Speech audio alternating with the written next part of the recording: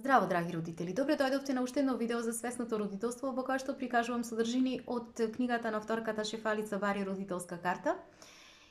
И ова видео ќе биде продолжение од претходното видео, односно од чекорот број 11, кој што Шефали го нарекла активирајте го третото јас. Зошто е битно родителите да можат да станат свесни за активирањето на своето трето јас? Битно е заради тоа што преку активирањето на третото јас, родителите ќе успеат да го изменаџираат, динамиката помеѓу своето внатрешно јас и помеѓу измамничкото его. И Шефали во книгата пишува да можеме да го разгледаме тоа, како можеме да го смириме измамничкото его и да ги видиме следните чекори кои што не доведуваат до тоа. Првиот чекор е да станеме свесни за динамиката на овие две, значи која што се случува помеѓу овие две јас кај нас, односно да станеме свесни за динамиката помеѓу нашето исплашено внатрешно дете и нашето измамничко его. До сега значи ние цело време знаеме за состојбата на его, меѓутоа сега веќе ни станува јасно дека егото секогаш реагира на исплашеното внатрешно дете во нас и оваа свесност и како е многу битна да ја инкорпорираме во себе за да можеме да тргнеме по патот на родителското исцелување. И при тоа за секоја его маска оваа свесност е различна. Во својата книга Шефали има нацртано неколку цртежи кои што прикажуваат динамиката помеѓу внатрешното исплашеното внатрешно дете и измамничкото его за секоја од его маските, 5 главни его маски. Првиот стил на его маска е его маската на борец и овде, значи поблиско, напишано на англиски јазик, меѓутоа јас на македонски ќе зборувам, овде ќе преведам. Ова е повреденото внатрешно дете, значи исплашеното внатрешно дете на родителот. Овде пишува, значи се плашам, значи како е исплашено внатрешното дете на родителот и кога тоа е плашено се активира егото на родителот, измамничкото его, кое што му вели на внатрешното дете, му вели тоа дека тие стравови се грешни и јас ќе ја преземам ситуацијата во контрола за да докажам и ќе докажам дека сум во право. Понатаму его маската на поправувач, на родител кој што сака да го поправа своето дете, еве го овде во овој меур е исплашеното дете, значи повреденото, исплашено внатрешно дете на родителот и кога тоа е исплашено се активира егото на родителот, каде што измамничкото его кое што му вели јас сум во право, ама ќе направам се за да можам да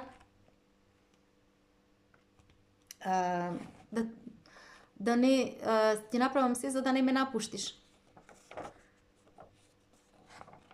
Значи, кога е во страв, измамничкото его тоа му го зборува на внатрешното дете. Значи, ова е таа комуникација што се случува внатре кај во родителот, помеѓу овие две јас на родителот. Понатаму, его маската, кој што бара внимание, внатрешното дете исто така, еве го прикажано, значи вели се плашам и егото одма се активира и што вели? Вели јас не можам да бидам да грешам и ќе направам се за да изгледам дека сум во право. Значи ова е динамиката помеѓу овие две јас внатре во родителот.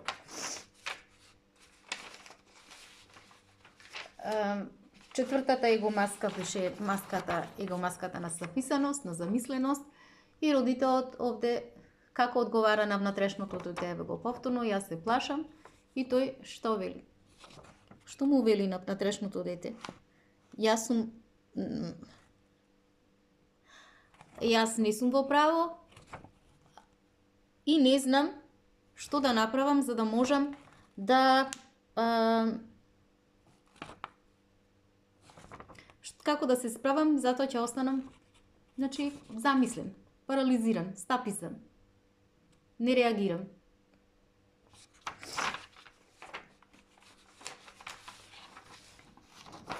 И петото, кај петтата его маска, его маската на напуштање, овде внатрешното дете, значи, е дека, што вели, јас не сум вреден, значи не сум вредно, внатрешното дете се чувствува дека не е вредно, но што одговара егото, не ми е грижа.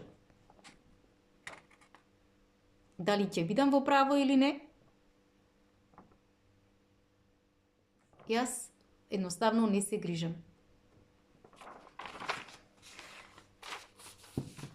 Значи, кога стануваме свесни за тоа, дека, значи, дека нашето собствено его, како тоа секогаш реагира на исплашеното внатрешно дете, ние во суштина зачекоруваме во една нова свесност, и која што може да не доведе до, рековме, до едно исцелувачко патување. Меѓутоа, оваа свесност треба да ни биде јасно дека ни дозволува да можеме да забележиме дека вистинската закана, овде гледаме, вистинската закана доаѓа од нешто кое што го чувствуваме во нас. А не, вистинската закана не доаѓа овде од надвор.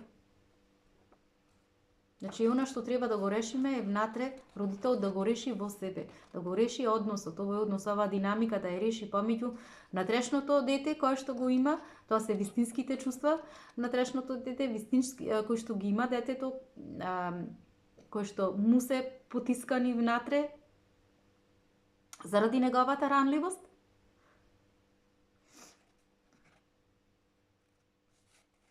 И следниот чекор кој што треба да го направи родителот е да може да, значи, да ги фати, да ги забележи тие емоции кои што се во неговото тело, преку кои што реагира телото пред да се активира, значи да дозвола да се активира измамничкото его. Значи, следниот чекор е родителот да може да го забележи тој страв како кружи во неговото тело, затоа што свесноста за телото во овој дел, значи во овој чекор, е од клучно значење.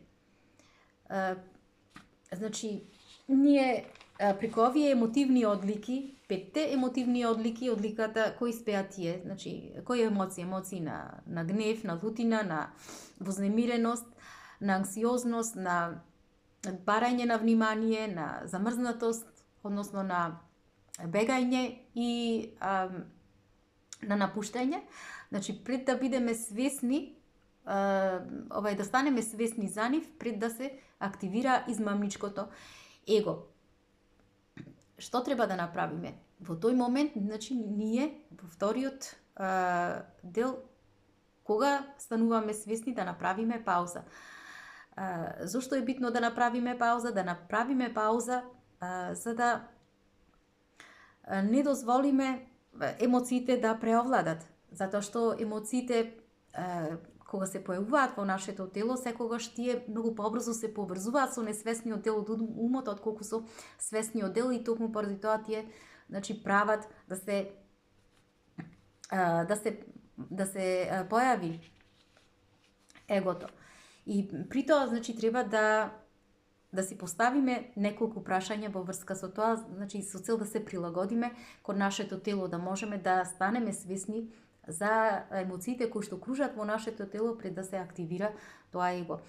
Прво, дали моето тело ги чувствува емоциите на гнев, дали чувствува емоции на анксиозност, дали чувствува емоции да се кој што бара да се напушти, да избегам од сегашниот момент или на моето тело бара внимание и така натаму.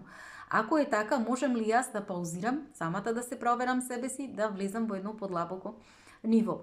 И како можам да ги испочитувам моите чувства, односно да се погрижам за тие мои чувства кога доаѓам, одам подлабоко, одам во допир со нив и на тој начин да се погрижам да не дозволам измамничкото его да се активира. И затоа таа вели дека ова пауза навистина е од витално значење, затоа што ни дозволува ние да се центрираме, да се вратиме во нашата природна состојба и на тој начин ние да влеземе во една нова свесност која што подразбира да превземеме други акции, значи други планови за акции, а не тие дотогашни, значи преку која што дозволувавме егото да не, емоциите да не преплават и егото да настапи. Значи овде кога избираме други планови, значи преку препознавањето на тие емоции и недозволувањето и правењето на пауза, со што не му дозволуваме на егото да изреагира, на измамничкото его, ние сме навистина во можност да паузираме и да увидиме дека што е она што навистина се случува со нас. И кога можеме да видиме што е она што навистина се случува со нас, ние можеме да влеземе уште подлабоко и да стапиме во контакт со нашите вистински потреби, со вистинските потреби на нашето исплашено внатрешно дете. И на тој начин, кога ќе стапиме во контакт со нив, ние влегуваме во една нова свесност, а тоа е се отвора можноста да го активираме нашето трето јас. Значи третата точка од третиот чекор е да можеме да го активираме нашето проникливо јас или нашето трето јас. Какво е тоа трето јас? Тоа трето јас е веќе со една нова свесност. Тоа е зошто? Затоа што тоа е исполнето со нега, исполнето со љубов, исполнето е со има намера да го смирува внатрешното дете, значи тоа ги слуша стравовите на внатрешното дете и ги смирува. И пример за тоа дава Шефали, за да може да не биде појасно како делува внатрешното трето јас. Дава пример за една мајка, родителка, која што дошла кај вторката Шефали и таа имала подолго време проблем со нејзината 17 годишна ќерка Треси. Мајката се викала Линда и кога дошла, таа и раскажала на Шефали како била вознемирена од идејата како нејзината ќерка сакала откако ќе се запиши на факултет да паузира пред да се запиши на факултет и таа година да ја биде исполнета со да биде самостојна, да работи самостојно. Меѓутоа, оваа идеја ја исплашила самата мајка, затоа што сметала дека штом нејзината ќерка ќе го напушти академскиот воз, дека повеќе нема да посака повторно да се качи назад, да се врати назад на идејата. Но исто така таа ја објаснала на Шефали дека таа во младоста не успела да се запиши на факултет, затоа што нејзините родители во тоа време не можела да си го дозволат, а и таа се обидела да добие стипендија, меѓутоа не се случило тоа. И така да изгледите кои што и ги соопштила нејзината ќерка биле многу реални на она кое што не ја и се случило во нејзината младост. Особено затоа што од прва рака ги искусила тешкотите во својот живот, бидејќи во средината во која што живеела, значи особено било тешко доколку немаш факултетска диплома и таа не сакала и нејзиното дете да се најде во истата ситуација. И кога разговарале, значи и Шефали и мајката Линда, забележала како внатрешното дете на оваа мајка, она која што толку многу барало да се потврди преку дипломата, се чувствувало многу несигурно Поради тоа добило напад на паника. Значи така почнала мајката да излегува од контрола. Што се случило понатаму? Изгубила својата несигурност, се појавиле повторно сомнежите, повторно стравот се појавил кај мајката и колку повеќе низиното внатрешно дете јачело, толку посилно, значи, се кревала, се јавувала его маската на поправувач кај неа и таа почнала да ја моли својата ќерка да не го прави тоа и понудила тутори, понудила апликации и понудила да се запише на кој факултет сака, не и направила проблем, меѓутоа незината ќерка без разлика што и да ја понудила незината мајка, си останувала на своето, значи ја одбивала мајчината помош и мајката отишла дури и понатаму, после некоја недела се активирало его маската кај неа на борец и почнала да добива многу чести напади на бес, се расправала, се карала, се водила битки со својата ќерка и целата таа фрустрација постојано почнала да ја исфрла на својата ќерка и тогаш веќе и незината ќерка почнала да се противречи, битките станувале непрекинати помеѓу нив и двете дошле до една ситуација каде што биле емотивно исцрпени, емотивно исфрустрирани. И кога дошла кај Шефали, ова мајка,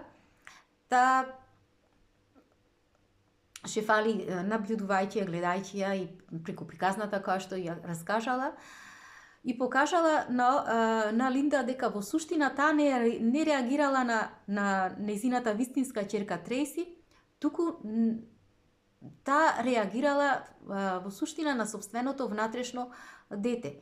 И кога ова и го објаснувала Шефали, мајката била во шок. И таа и го објаснила следното.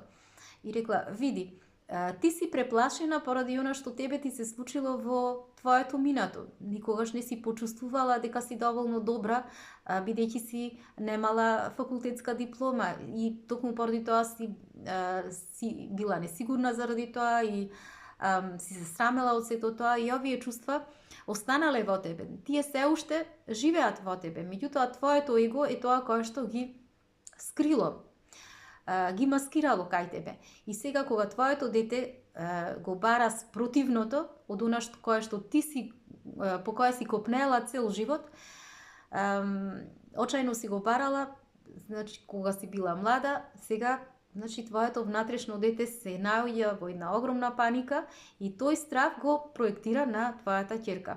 И ова слушајќи го мајката, значи таа едноставно не може да поверува во што се претворила и после некое време кога, значи, оставила Шефали да се размисли самата себе си, да се врати назад, да се врати назад во свесност, мајката точно и рекла: точно така, ти си во право, Шефали, јас сето оно што го кажа, навистина јас тоа и го чувствував. И може би мојата и понатаму кога се, значи, после некое време и говорила на Шефали и рекла: може би навистина па и мојата ќерка не го мисли истото и не го чувствува истото што јас го чувствувам. Таа не е иста како мене, ние двете сме различни. И потоа Шефали ја научила мајката да може да се, значи како да се поврзе со третото јас и ја охрабрила при тоа и рекла дека едноставно како секој пат да може да забележува како незините емоции се движат низ незиното тело. И токму поради тоа таа и рекла: секој пат кога ќе се појавуваш вознемирена, кога ќе почувствуваш дека си исплашена, обрни внимание на твоето тело, што се случува со него, забележи го тоа. Тоа значи дека твоето его се спрема да ескалира и се спрема да се активира и да го заштити твоето повредено внатрешно дете, значи твоите вистински чувства. И токму поради тоа сакам да станеш свесна, сакам да се вклучиш и да се слушаш што се обидува твоето тело да ти каже. Остани во контакт со исплашеното дете во тебе и почни да го смируваш. Почни да му кажуваш дека е добро, кажи му дека е добро, кажи му дека е безбедно, кажи му дека не е битна, дека не му треба факултетска диплома, кажи му дека се чувствува добро, кажи му дека се чувствува достојно, кажи му дека Трейси е во ред. И на мајката Линда ше фали и кажала еден куп на реченици, значи, и дала еден цел куп на реченици да може да си ги кажува во моментите кога влегувала во една голема паника. И со тоа, значи, што се случило? Почнала да и се враќа само до вербата кај мајката, да се намалуваат тие моменти на паника кај неа. Исто така ше фали и дала и реченици кои што директно може се преку кои што директно таа на самата себе си можела да се обрати во смисла да си кажува дека јас ќе бидам добра без разлика како одлучува мојата ќерка,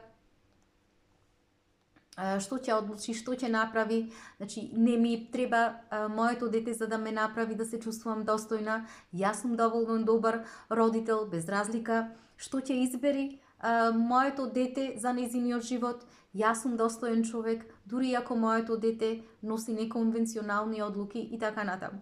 Значи мајката почнала преку овие реченици секојдневно да работи на нејзиното внатрешно дете и на нејзиното измамничко его, и така да почнале да се смируваат постепено нападите со активирањето на третото јас кај мајката.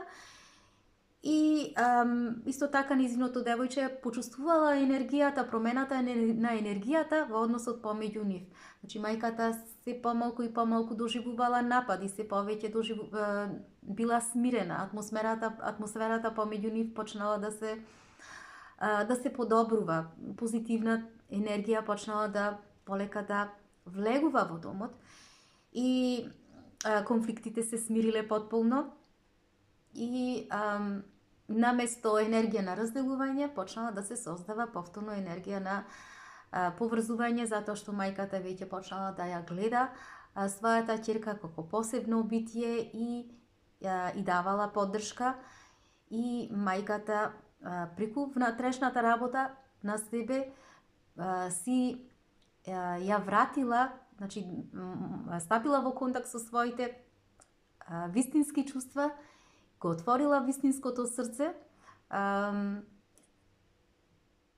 вистинските чувства и си го отворила своето срце спрема своето дете, а таа енергија, значи искрената енергија нејзината ќерка ја доживувала, затоа што децата навистина знаат пред време кога ја чувствуваат нашата енергија, кога сме премногу искрени спрема нив, и едноставно тие самите доаѓаат, значи таа енергија ги носи децата спрема нас, и така да и ќерката почнала повторно да се зближува со својата мајка, почнала да ја станува благодарна за поддршката која што ја давала мајката, и повторно се случувало поврзување наместо разделување во односот на овие и помеѓу мајката и помеѓу ќерката. Што е на што ше фали, сака да на крајот да ни го каже дека ние родителите кога ќе дознаеме, односно кога ќе го смириме нашето внатрешно дете, тогаш не само што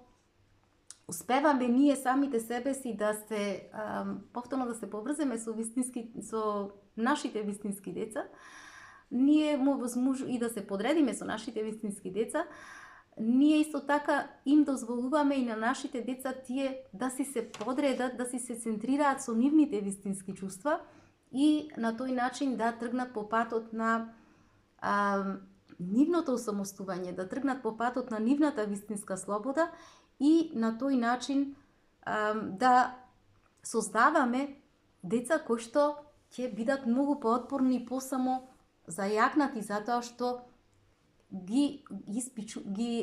испочитуваат, ќе можат да ги испочитуваат своите вистински чувства за она што се. Значи, ќе бидат испочитувани од наша страна за нивната автентичност. И тоа е во суштина, како што вели Шефали, моќта на внатрешната работа на родителот. Драги мои, тоа би било се за ова видео. Имајте убав ден, се гледаме.